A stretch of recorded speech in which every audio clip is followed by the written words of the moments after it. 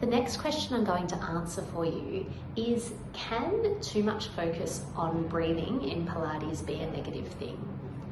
Ultimately in Pilates, what we're looking for is to become experts in movement, aware, engage with our body, and this would be described by the integration of movement with breath.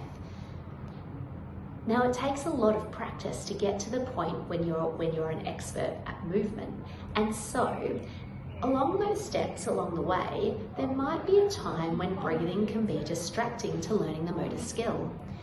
Now, when you do practice breathing, it may distract your body, and so if you're still learning a motor skill and you're trying to overlay that ultimately more natural process of breathing on top of it, it can become a bit confusing. So if you do find that it's confusing, separate the two, as I mentioned before, and practice them individually. But of course, make sure that no one's ever holding their breath while they're practicing Pilates.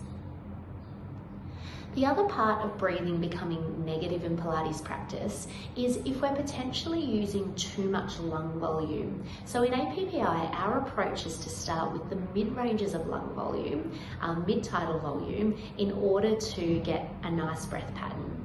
Now, at the very top and the very bottom of that volume, you've got the high range where we get up into here, and we've also got the very low range where we get down into here.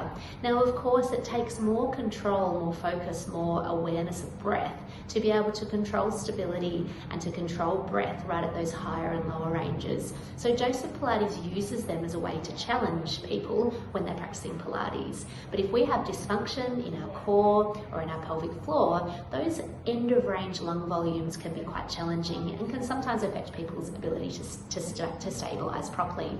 And so what I would encourage you to do is start in the mid-lung volumes and then work out as you become more practiced and use those as a way to challenge yourself. So ultimately, trying to get that all to add up to breathing and integrating movement at the same time is what our ultimate goal is. But of course, there's always going to be some steps along the way.